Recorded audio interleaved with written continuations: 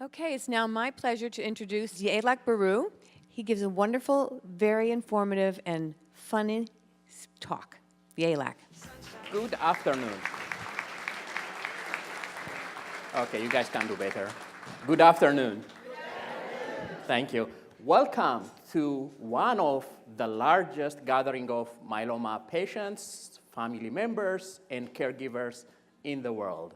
You guys obviously understand that knowledge is power, and thank you for being here. So how many of you know that March is Myeloma Awareness Month?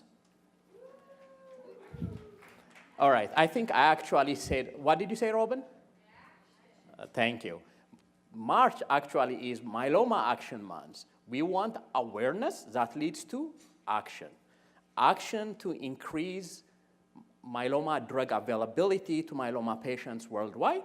Action to increase funding for research that leads to better drugs for better outcomes for myeloma patients.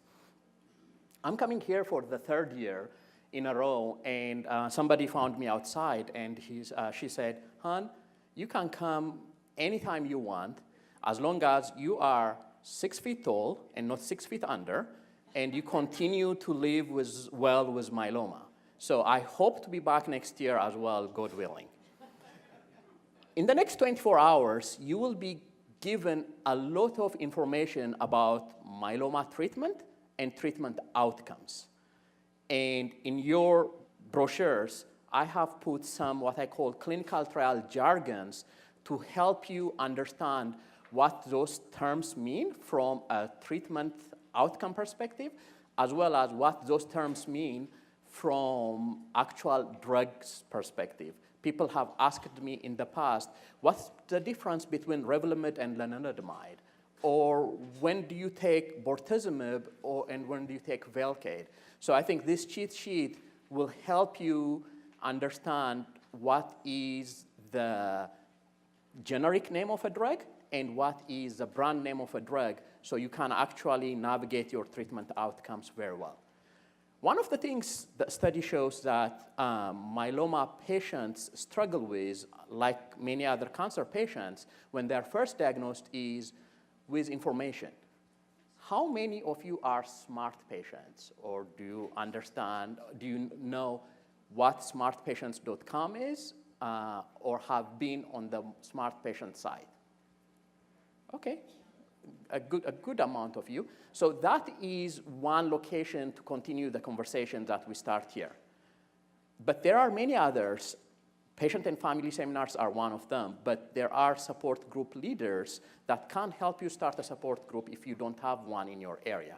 If you have one in your area, you can find out if there is one by going to myeloma.org.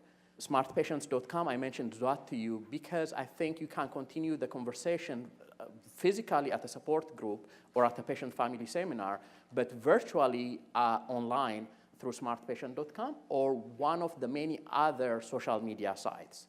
How many of you here are smoldering myeloma patients and belong to the asymptotic smoldering multiple myeloma Facebook group? Okay, quite a few of you. So welcome. And there are many other information ways of being able to get information, as you can see here. One of the words you don't want your children to hear is the F word during one of the broadcasts. But along with the F word, the word that you don't want your children or family members to hear is the C word. I have cancer. Because that word actually contains a lot of loaded meaning as it relates to your physical well-being, as it relates to your financial well-being, as it relates to your emotional well-being, and as it relates to your psychological well-being. But today, 4,617 people in the United States will be told that they have cancer.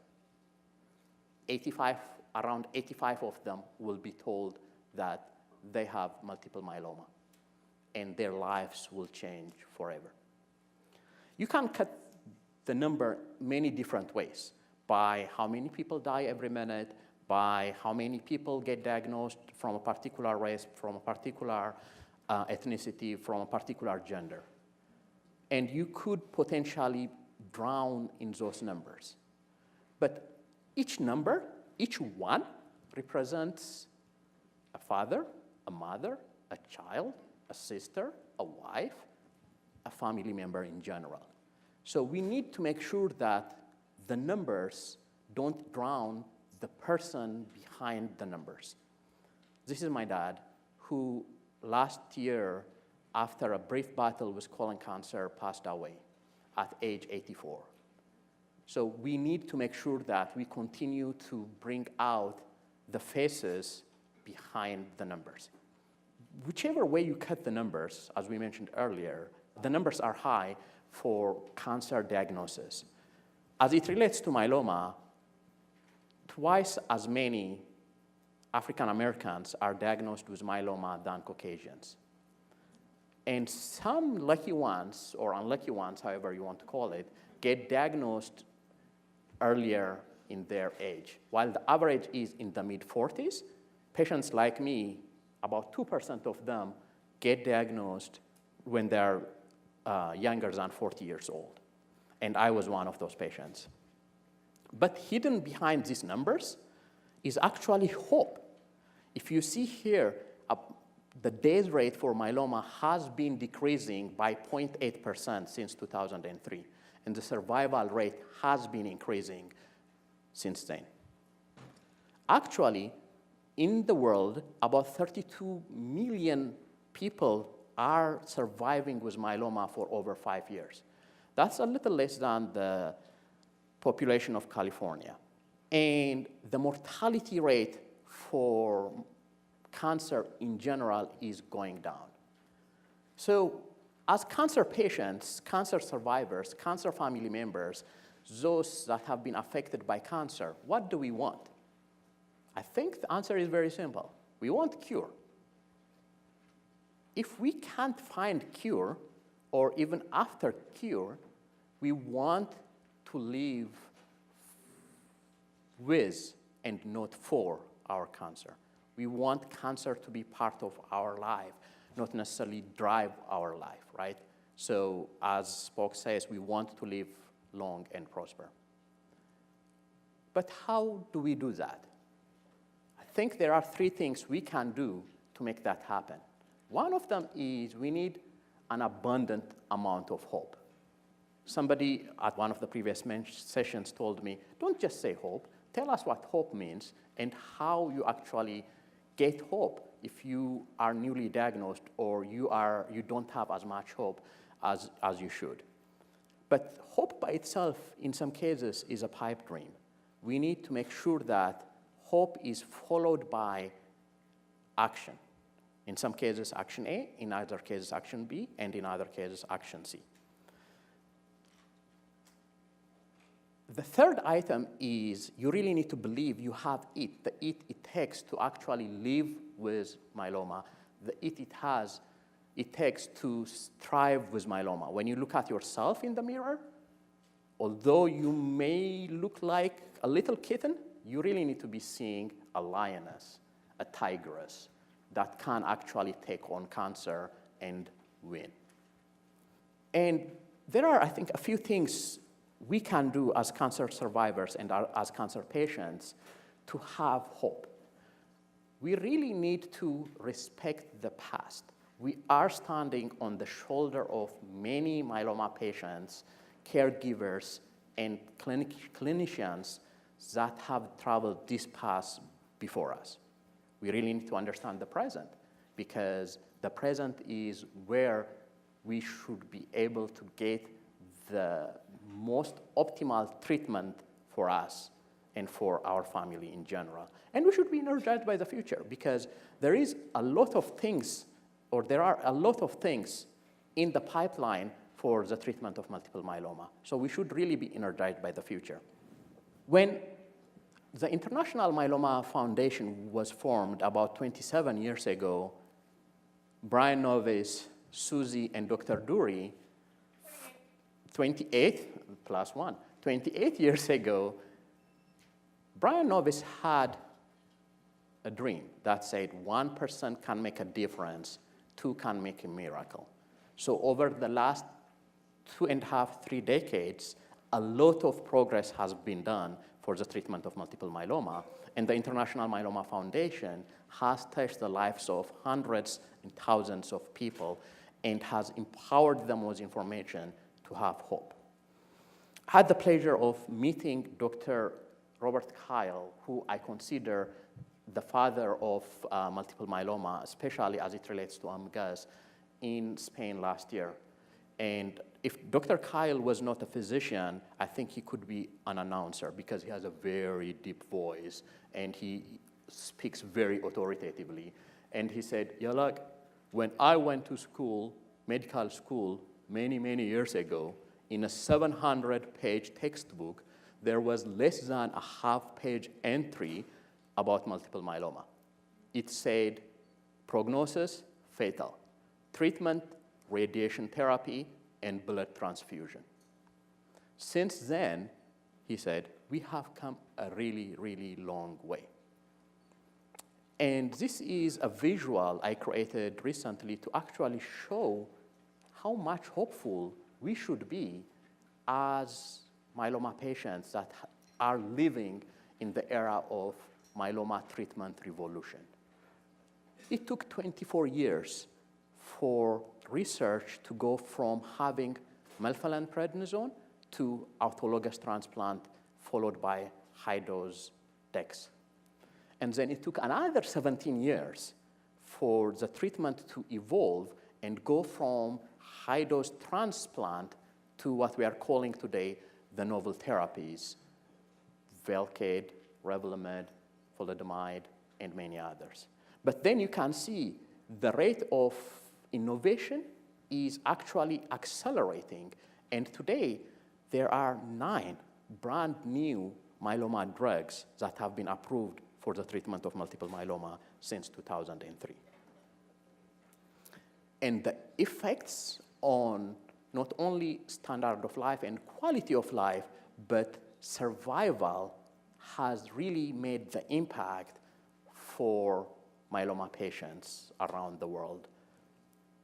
Currently, with the introduction of second-generation immunomodulatory drugs, the survival rate is upwards of 66% for myeloma patients to survive 5 years.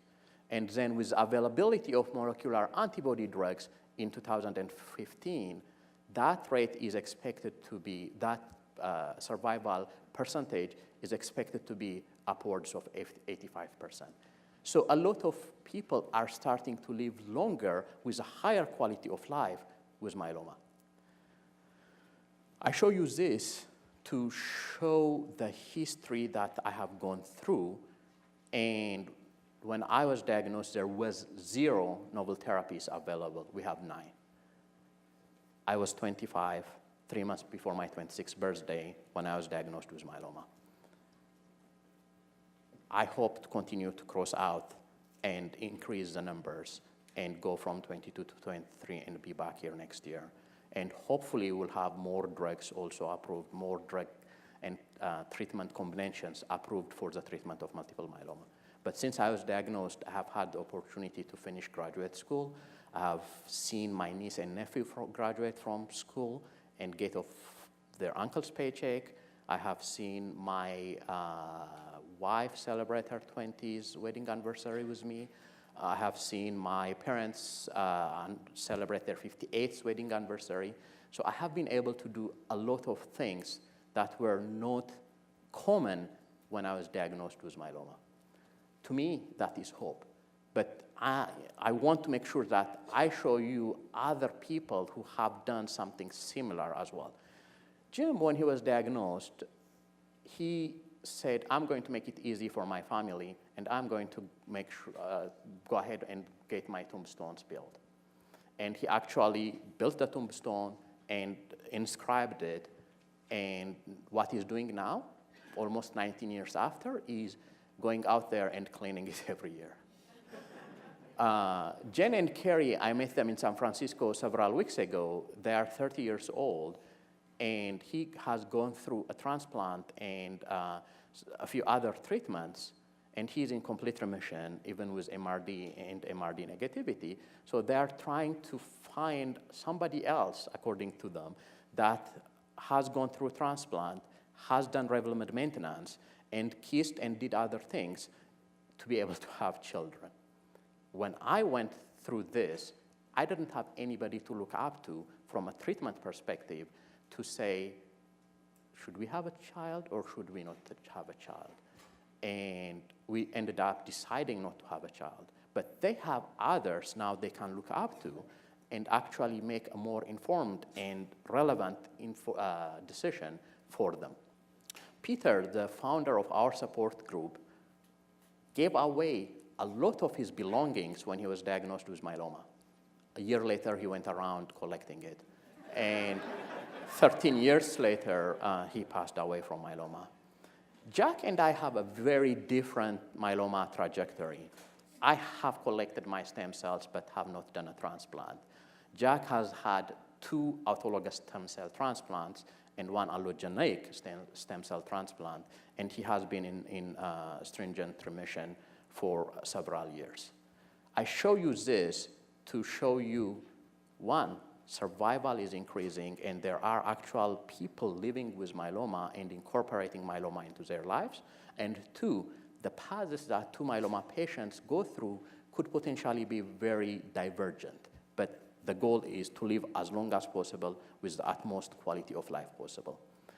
One of my idols is really Mike Katz, who was diagnosed at age 37, was told he has 2 to 3 years to live, and actually ended up living for over 25 years.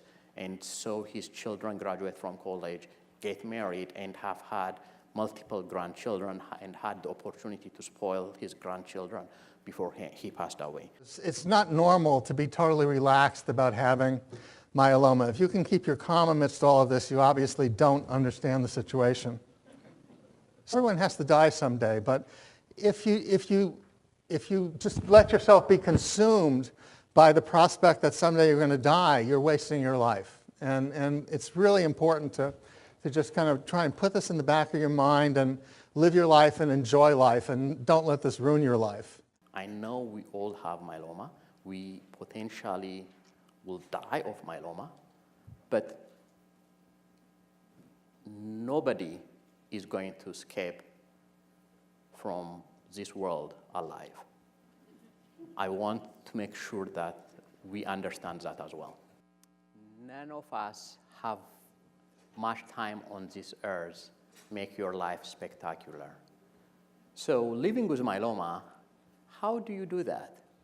This is where we transition from the hope aspect of the discussion to the action item of the discussion. So now that we have established that we are not going to be immortal, our goal, my goal, is to live with myeloma for as long as possible with the greatest quality of life possible. How do I do that? 3 things. One is, how do you respond when you are told you have myeloma? How do you respond when you are told that you are relapsed? How do you respond when you are told that your myeloma is progressing and it has become refractory? You need to be prepared to collect yourself, get up, and fight the fight that you need to fight in order to live as long as possible with myeloma. Myeloma is also about building relationships and establishing the team you need in order to live as long as possible with myeloma. In order to build the team, you need to be part of the team that is actually playing the game. You need to take ownership and decide that despite what it is doing to me, what it's doing to my loved one, what it is doing to us as a family, I'm actually going to do what it takes to live as long as possible with myeloma. The third one, and I think the reason that most of you are here today is being able to educate ourselves, because the myeloma landscape of treatment and outcome changes very frequently, which is a really good thing.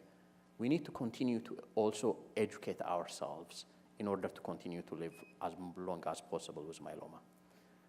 But one of the real benefits I have seen with living with myeloma is actually being able to help others that are living with myeloma and advocating on their behalf and using the opportunity that we have been given as myeloma patients to turn around and lift somebody up and help them live as long as possible with myeloma as well.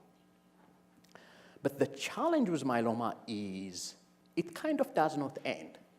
Other cancers, you may go through treatment, you may have surgery, and you may do something, and you are done. And if you actually are disease-free for 5 years, then you are considered cured. For myeloma, today at least, for the majority of us, there is no cure. Cure is around the corner, but today there is no cure. So we need to have our game face, our A game, and not let myeloma sneak up on us really all the time. So I'm showing you my story to show you the ups and downs and battles people go through and the various considerations they need to take in order to live as long as possible with myeloma. As I mentioned, I was diagnosed when I was 25 years, 3 months before my 26th birthday, and was told I had 2 to 3 years to live and get your affairs together. I decided not to have a transplant at that time because there was no study at that time that showed that people who went through a transplant could actually survive longer, or the doctor couldn't guarantee me the quality of life I was going to have after I was transplanted. I have collected my stem cells, and transplant is part of the options I still consider on an ongoing basis. After my initial treatment with the old chemotherapy drugs, I had nothing treatment-wise for about 5 years, and then started doing IMiDs, immunomodulatory drugs, thalidomide and lenalidomide, early in the 2000s. We adjusted the drugs for various side effects and toxicities and quality life issues.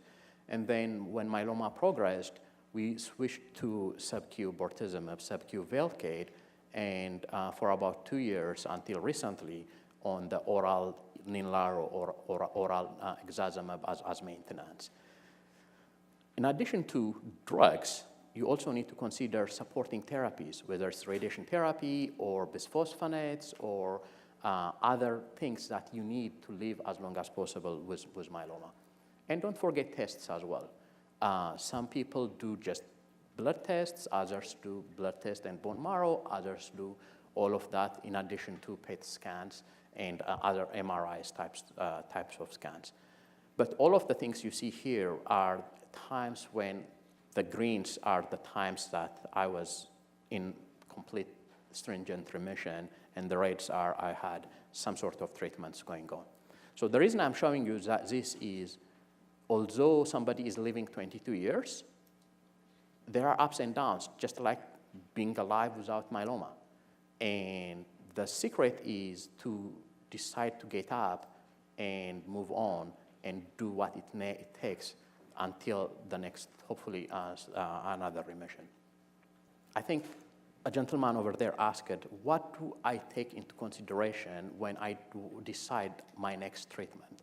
My treatment philosophy is this.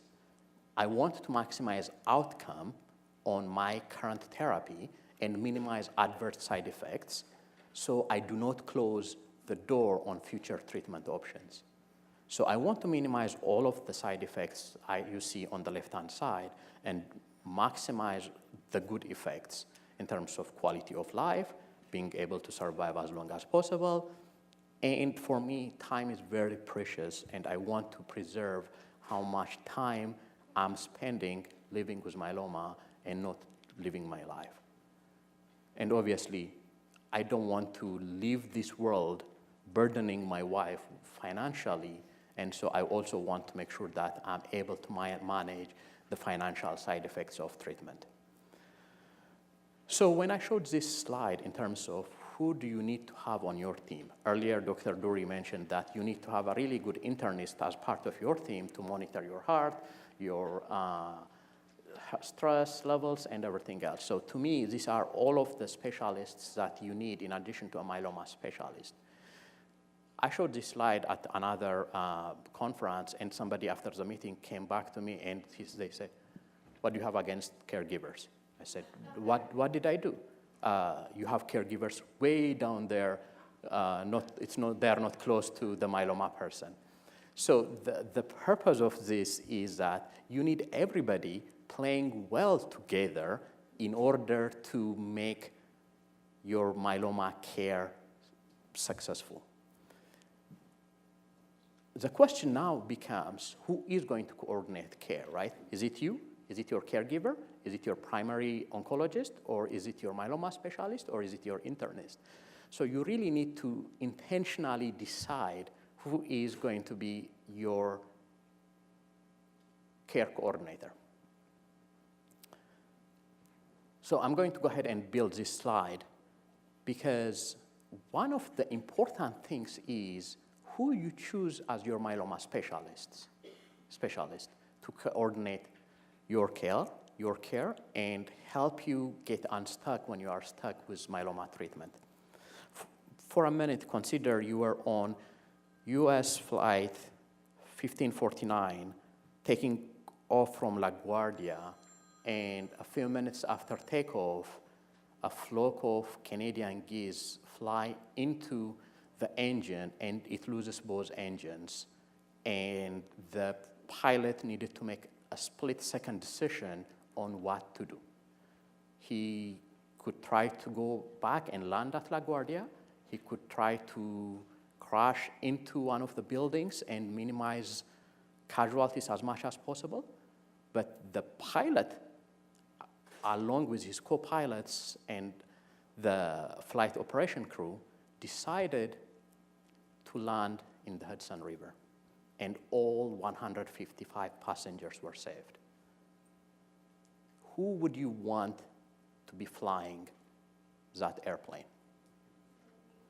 So that is the answer you really need to give when you are trying to select your myeloma physician. And these are all the things you can consider in selecting who that physician can be.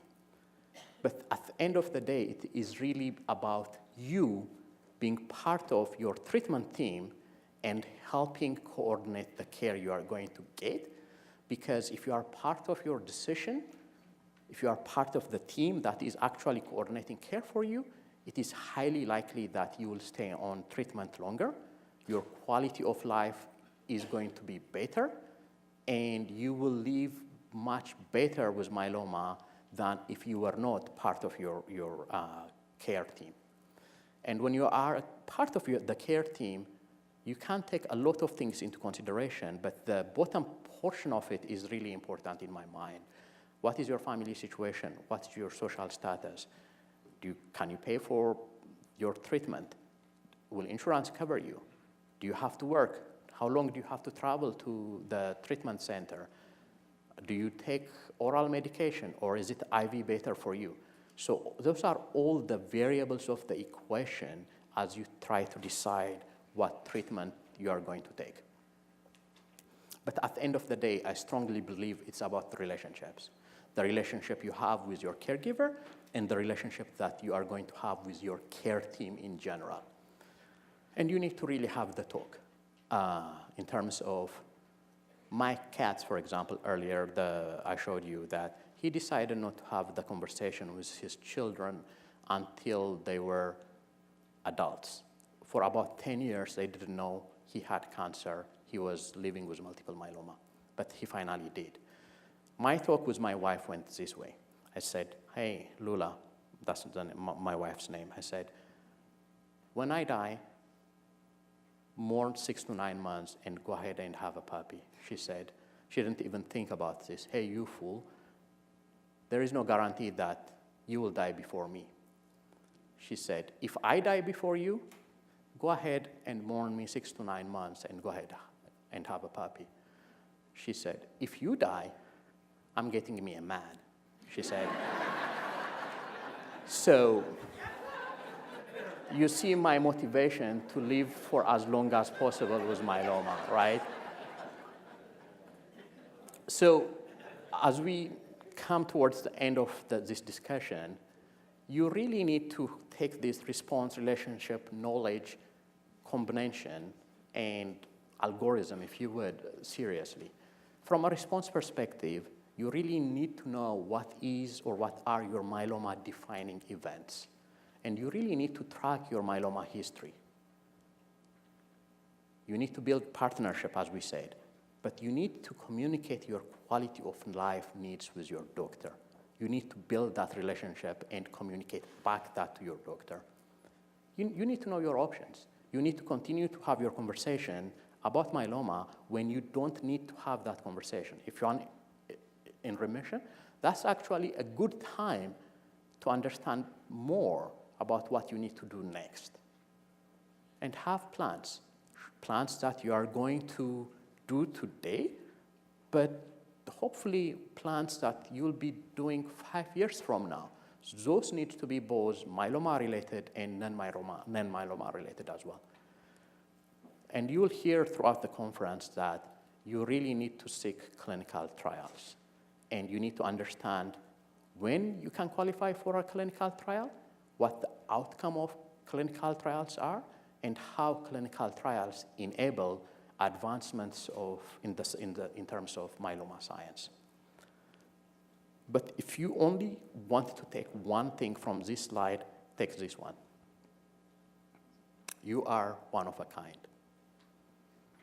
And treat you and your family as such. So one of the things I think we really need to also know is that, as I mentioned earlier, myeloma will knock us down, but we need to get up. To do that, we have to show up for the game, physically, emotionally, and spiritually. I think you know how to do that physically, but especially men are not necessarily always willing to ask for help emotionally and sometimes spiritually as well. But that is your whole self. If you don't have the right balance here, the triangle of life is not going to actually connect, and you are not going to have a happy life living with multiple myeloma. So make sure that you have the physical taken care of by yourself with your doctor. Make sure that you have the emotional and the mental aspect of that taken care of. And also make sure that you have the spiritual aspect of your life taken care of. So we are approaching the end of the talk. What questions do you guys have? I'm sure there are questions. And I will incentivize questions for the first 3 with a T-shirt. Yes, ma'am. What happened? I just want to know how you were diagnosed, because you were really young. So. Yes. They actually say survivorship starts when you finish your treatment and you become a survivor. I am actually a strong believer that survivorship starts in the medical school when the doctors are going through medical school treatment. I had a cough that wouldn't go away, and my wife insisted I go get it checked out. And I said, okay, I'll do that. And for about 3 months, I put it to the side. And my wife said, if you don't get it checked out today, don't come home. So I decided to go into an emergency room, and they tested my blood, and they said, you don't have pneumonia or upper chest infection. You are very anemic. You need to get that checked out. I went to an internist the following day, literally. The internist looked at me, and I suspect 3 things, and I will need some more blood. 2 days later, he called me at a place that I was doing internship, and he said, you have multiple myeloma. So it really took for me 1 week to be diagnosed with multiple myeloma. Other questions? Would you please answer your question posed, how do you best schedule around your dexamethasone days? That's true. So the question is, how do I schedule around my dex? I schedule my dex days around activities. I am awake most of the time. So my team at work sometimes gets emails like 3, 4 a.m. in the morning. And I tell them to ignore it until Monday. Usually I take my decks on Fridays and to ignore it until Mondays.